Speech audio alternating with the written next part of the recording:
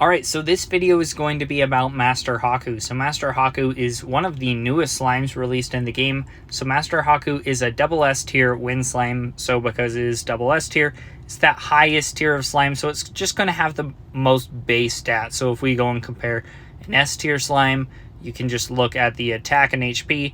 Double S tier slimes are going to have higher initial stats, and then of course these just scale. So when I compare a maxed out like S tier slime, that attack and HP, so 55,600, 71,000, compared to a double S tier. So we're definitely just getting more attack and HP. Alongside, we're just going to have cooler effects. So Master Haku is only purchasable with real money at this time. So, I mean, it's not a free-to-play slime. As far as free-to-play slimes, your best option is still going to be Yolanda. But as far as paid slimes, he's a really interesting one, and just one of the most unique they've released in a while, just because of the versatility. The cool thing about Master Haku is you can really use him either to, you can use him as a standalone slime. So in like normal mode, just fighting on like stage 13 or whatever, or if you're trying to use league mode, Master Haku is really good for that. But as well as you can use it for hell mode, and there's a lot of just unique combinations as far as using Master Haku to buff your other slimes' survivability or even like their hit rate and damage potential. So first I'm going to go over each of these just level up milestone skills, just kind of a quick overview, and then I'm going to showcase the unique skills as far as the active and passives, explain how they work in battle, and this one is pretty important for Master Haku just because no other slime has active skills quite like Master Haku does. So for just getting into these little milestone abilities real quick, plus 20% critical chance at level 10. It's going to get your critical chance already pretty high, but later we're going to see we get some even more. Level 25, 60% attack. Level 50, 80% critical damage. It's not a ton in the scale of things. Level 75, 40% range damage. It's a pretty good amount. At level 100, we get an additional 120% attack. So in total, we're at 180% attack. So we're pretty far up there as far as attack stats. And it is going to make Master Haku a pretty good attack slime. But as we get into a minute, even though he doesn't have any HP built into his kit, there actually is some unique survivability passives he has as well, depending on which form he's going to be in, which I'll get into in a minute. But so he is pretty good attack-wise either way. At level 125, he actually gets plus 20% dodge chance. And early on, this might not seem as big of a deal, but especially in late stages, like normal mode stage 13, some later hard mode stages, or hell mode, getting a lot of dodge is a very viable strategy, and that really dodge builds are the way to beat certain stages, like normal mode stage 13. So just Master Haku has some additional flexibility, or you might not need as good of dodge runes, buffs, just through equipment. So Master Haku, that 20% dodge is pretty nice. Now this level 150 ability, I'm gonna leave this for just a minute because it will go on. It really goes along well with the active skill. So I'm not gonna talk about it quite just yet. At level 175, we get another 150% bonus critical damage. This is a little more than that 80% we saw before. So in total, we are getting a good chunk of critical damage, which works really well just with how often Master Haku should be just dealing critical hits. At level 200, we unlock this final passive, which this Raishin Thunder Maelstrom. So it's going to deal extra damage. I'll talk about that more in a minute as well, though. At level 225, 30% bonus hit rate. So a good chunk of hit rate, especially with those high-tier paid slimes when you're talking about Nepris, Chloris, and now Master Haku.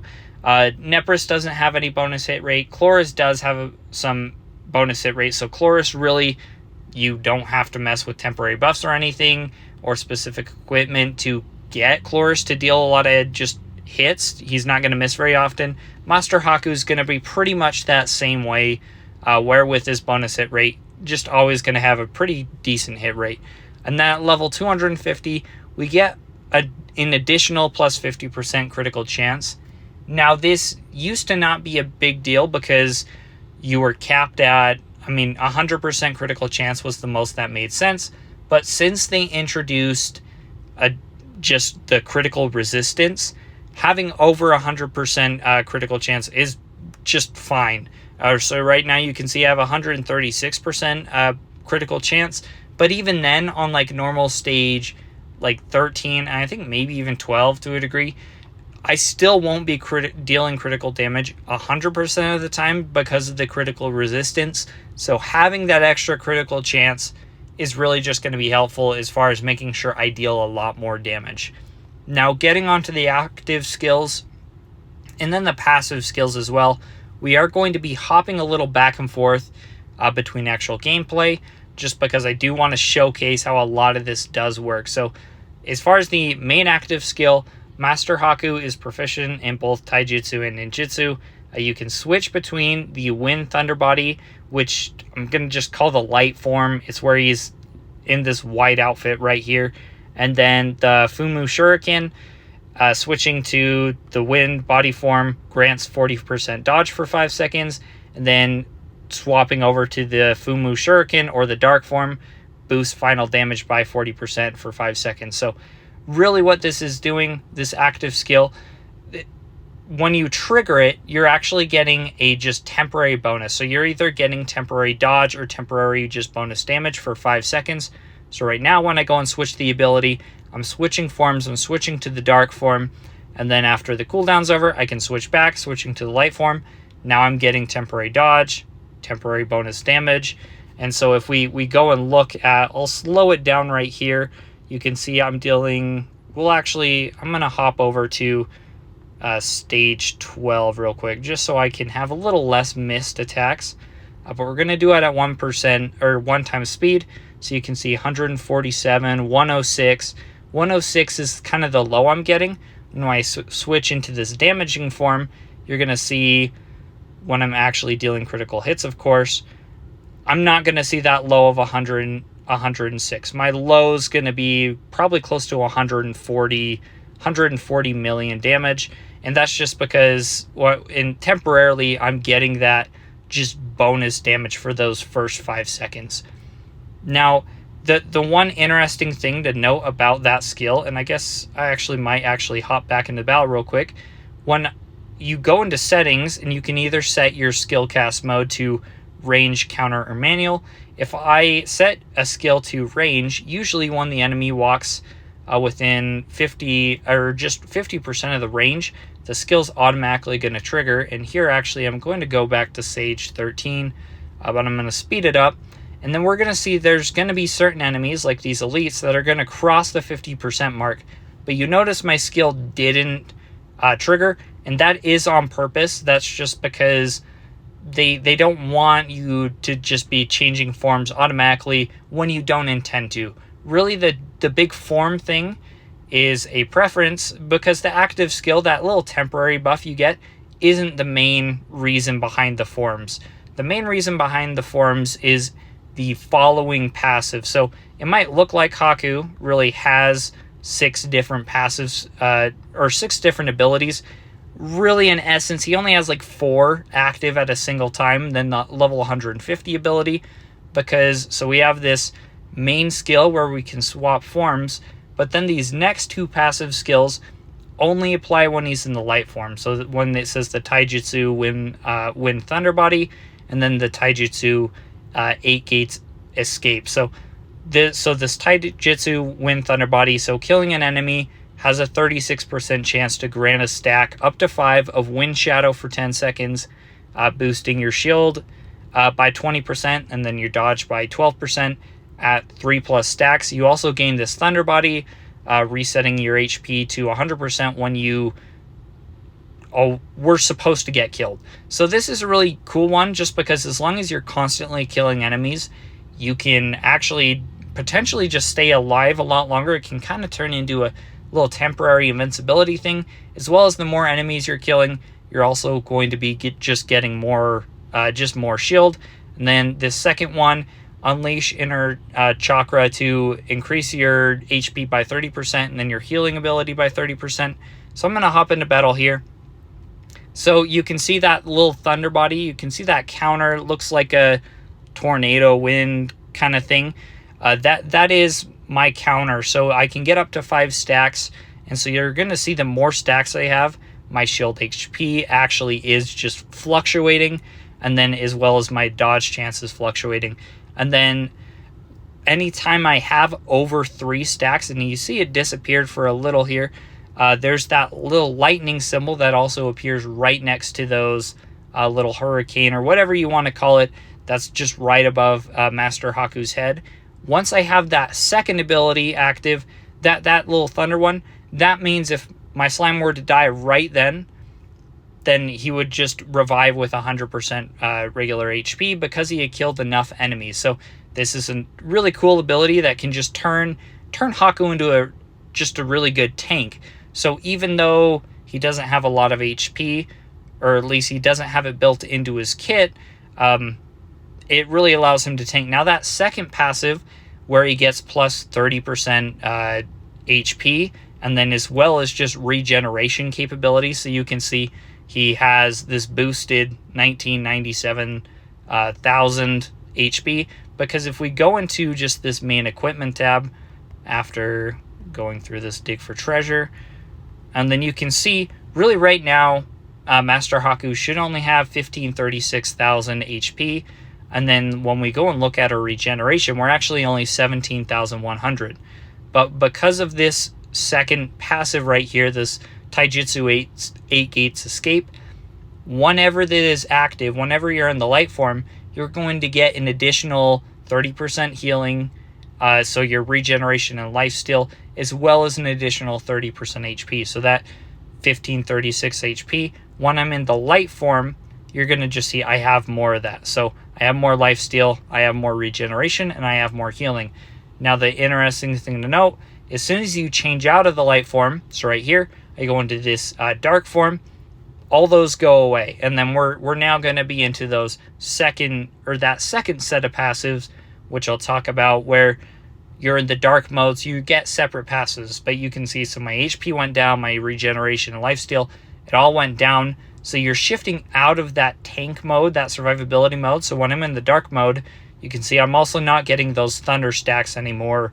I also don't have that just chance at reviving one. I should have gotten killed by the damage dealt to me. So that's the first half, the light form. Now going to the dark form, we have 2 skills here.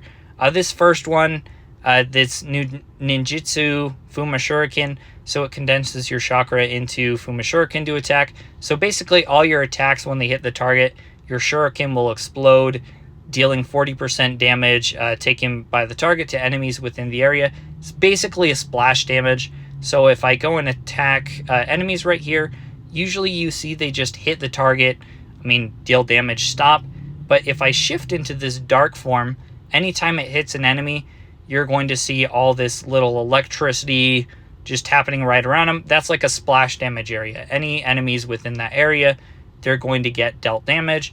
So it's good for clearing waves. Obviously not for bosses. It's not really going to be very helpful because there's not a lot of enemies around them. But when you're just trying to clear waves, it's just an additional help as far as dealing damage, kind of splash damage. Now this second ability, it casts a shadow prism formation, reducing all enemies' dodge by 20% and increasing the damage they take by 30%. So this is going to be a damage buff just whenever that little shadow prism formation is active. So when I go into battle here, and that's one of the reasons you're going to see when I switch into the dark mode, I'm going to get just an initial temporary burst of damage. So right now you can see I'm going like that 145, 187. I'm dealing a lot of damage, but over the long run, after that initial 5-second kind of burst is worn off, I'm still going to be getting a bit of bonus damage just from, you can see that little symbol in the middle of the map here. That really, all that does is any enemies on the map are going to have reduced dodge and going to receive bonus damage. So this is one where it works really well with just kind of buffing other slimes. This is one where it works good in hell mode, because anytime you're using another slime, say like Yamlet or Yolanda, Yamlet especially, where Yamlet doesn't have a lot of hit rate, anytime you use Master Haku and you're in this dark mode, you're actually going to be reducing the enemy's dodge. So if you're playing in a just hard mode stage or a hell mode stage where the enemies have a lot of dodge chance, this is actually going to reduce their dodge chance and make it more likely for Yamlet to actually be hitting the enemies, effectively increasing Yamlet's hit rate. Kind of like Chloris has a passive that does that same thing. It also just boosts final damage as well. So if you're dealing with a slime composition that your slimes just have a lot of health, they're very tanky, like for example a Yamlet or a Nepris, but they don't deal as much damage, being in this dark mode can help boost their damage, when being in light mode will just turn Master Haku into a tank as well. So there is a lot of just variability as far as how you can play Master Haku. As far as do you just want him to be a tank? Are you just planning on going solo? Or are you really trying to buff other slimes? Or do you just need to deal a lot more damage?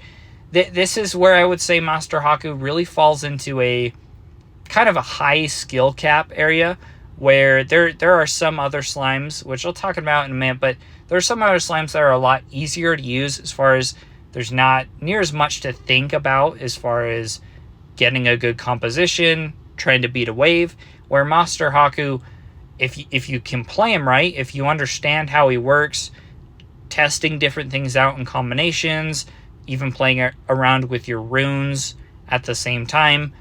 I mean, using Master Haku and then like Yamlet and Nepris, or Master Haku and then Yolanda and Chloris, either going in tank form or into kind of a boosting hit rate and damage form. There's just really a lot of options as far as playability goes.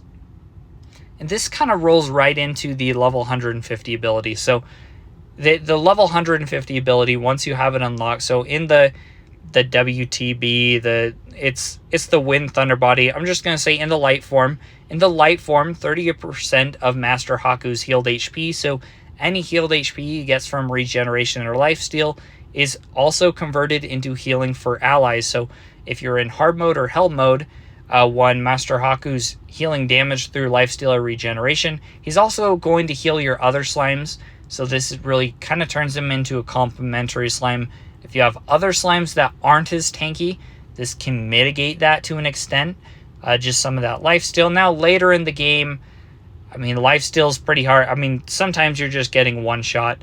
So as far as whether it's actually helpful or not, it can be a bit hit or miss, but it can definitely contribute to your other slimes just surviving a bit better. Now in the dark form, every second each slime engages with its enemies, critical damage increases by 5% up to 30%. It doesn't seem like this is a huge one, but what it does is it just increases once again, it just buffs your other slime's damage while you're in that dark mode. So really, the level 150 ability, it just kind of applies some of the benefits Haku has to the other slimes you're using as well. So in light form, helping kind of their survivability, in the dark form, boosting their damage.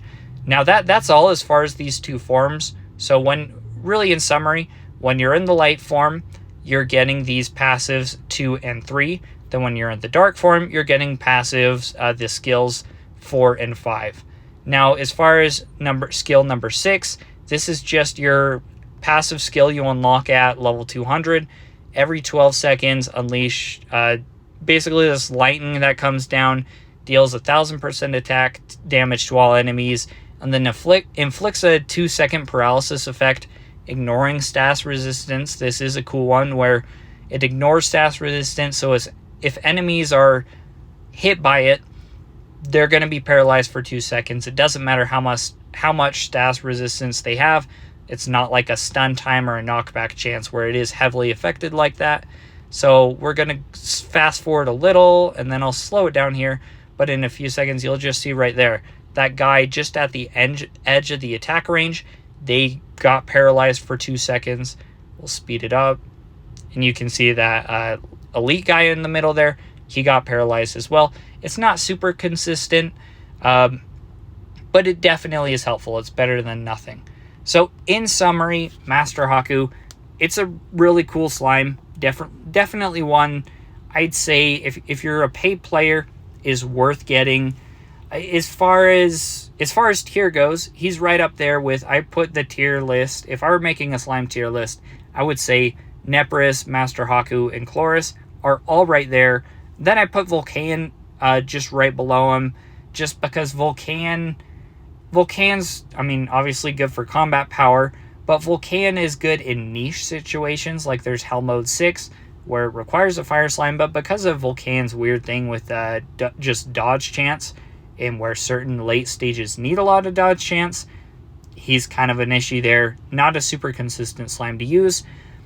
If you could only purchase one slime, I would say it would probably come down to Master Haku and Nepris. I'm leaving Chloris out because if you're only purchasing one paid slime, you're probably going to be utilizing Yolanda. And with Yolanda, you're going to be limited on your special slime stones. They're really hard to get, especially with the level 250 level cap right now. So if you're using Yolanda, realistically, you won't be using Chloris just because you won't be able to get the slime stones consistently unless you, for a really long time. It would take quite a while to actually get enough slime stones to level both of these up to 250. So really, it comes down to Nepris or Master Haku. As far as which one you would actually purchase, it kind of comes down to your preference. Nepris, there's no way you can really go wrong with Nepris. I mean, Nepris is a really good slime, has one of the best artifacts in the game, that bonus critical resistance now. With the artifact, you can get a ton of shield HP, can be really tanky. Obviously, there's some drawbacks as far as, I mean, this kind of goes the same with Master Haku as far as the multi-attack chance. Nepris doesn't have as much multi-attack chance, only 70%. Master Haku's the same way. Chloris has a bit more. But the other downside is just Nepris doesn't have as much hit rate. But you can work around that with hit rate runes or just hit rate buffs from the fountain. Master Haku does have some bonus hit rate. He also does get some bonus dodge chance. So late game, Master Haku definitely has some scenarios where he can just shine a little better, be a little stronger. But Nepris is more kind of a plug and play. You can build a good setup. It's pretty easy to make a good setup. Where Master Haku, in order to get the most benefit out of him, you might need to play around with combinations a bit. But overall, both really good slimes. Really like Master Haku so far. I definitely need to work with him more and kind of get used to using him, just because it does take a lot of practice as far as understanding really which situations he's the best in. But that's all for this video. Thanks for watching. Let me know if you have any questions.